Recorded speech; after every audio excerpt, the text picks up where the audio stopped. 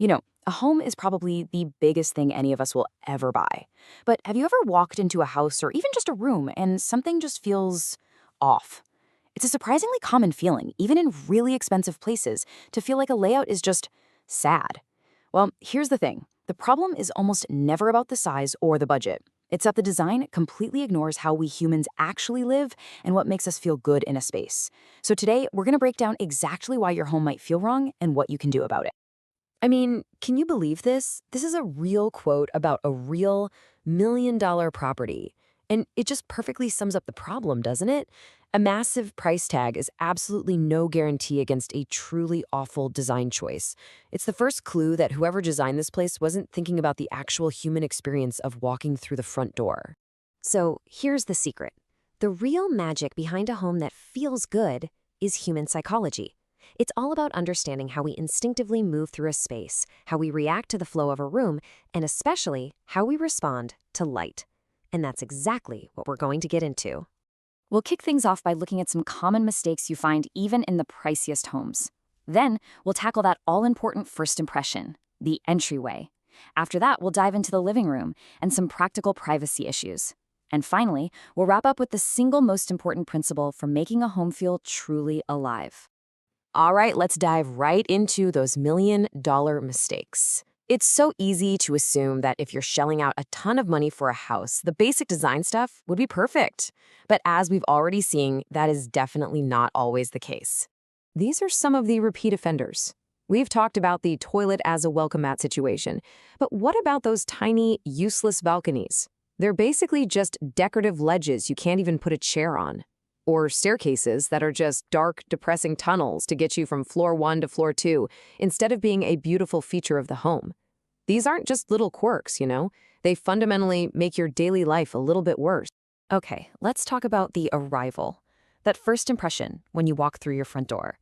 It sets the entire tone for your home. This is your personal transition from the public world outside to your private sanctuary inside. And if you get that wrong, that feeling lingers. And the psychology here is fascinating. If you feel squeezed and cramped the second you walk in the door, that feeling sticks with you. It doesn't matter if you walk into a giant open-plan living room 2 seconds later. Your brain's first thought was, wow, this is tight. And that feeling just kind of hangs in the air. So, here's your first practical takeaway, a real rule of thumb.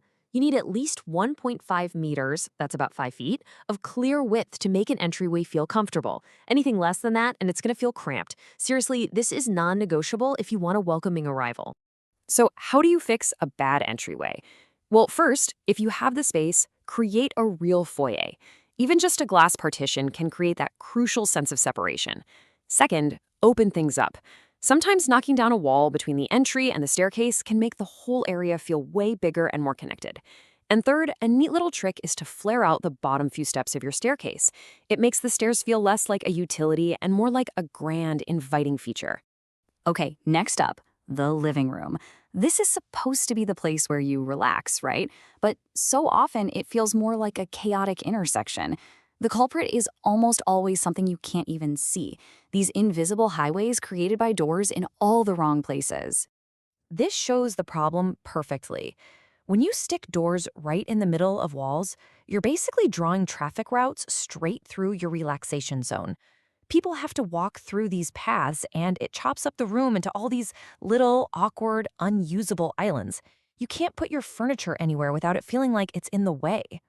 But now, look at this. It's a night and day difference.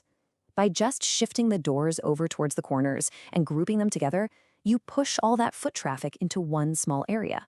And what you're left with is this one big, beautiful, uninterrupted space that you can actually furnish and live in. The room goes from being a corridor to being a destination. So, let's boil this all down into one simple idea: the corner door rule. For pretty much any small or mid-sized room, pushing your doors towards the corners is the absolute key to unlocking the room's true potential and getting the most usable space out of it.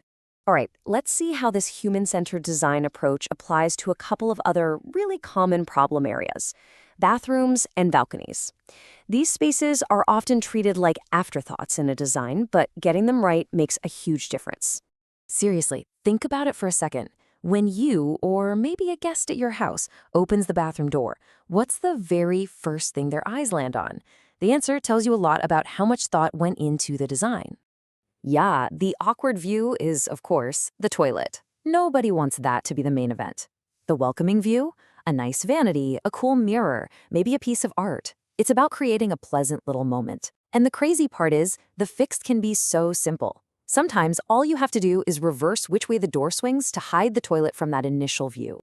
Now, let's talk balconies. The biggest mistake people make is thinking of them as just decorative ledges that are tacked on to the side of a building. We have to completely reframe that. A balcony should be thought of as an outside room, a true extension of your living space. And for an outside room to actually work, it needs enough space to, do things. So here's your next magic number to write down: 6 feet deep, or about 1.8 meters. Anything less than that, and it's not a room, it's just a ledge that nobody will ever use. So the keys to a great balcony are pretty simple. Make it deep enough. If you can, recess it into the building a little bit so it feels sheltered. Make sure it has some protection from sun and rain, and think about screens for privacy. If you design it like a room, people will use it like one. Okay, so we've covered entryways, living rooms, and these practical spaces. Now, let's tie it all together with the single most powerful principle for creating a home that just feels wonderful to be in. Honestly, this one changes everything. It all comes down to light. Think about it. Most rooms are just a box with a window on one wall. That gives you one-sided light, which creates harsh shadows and can actually feel kind of static and depressing.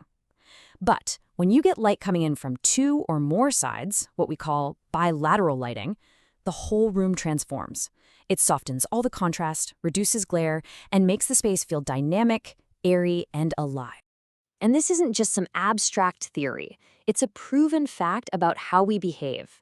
Time and time again, the rooms people love the most, the ones they actually want to spend time in, are the ones that have light coming from multiple directions.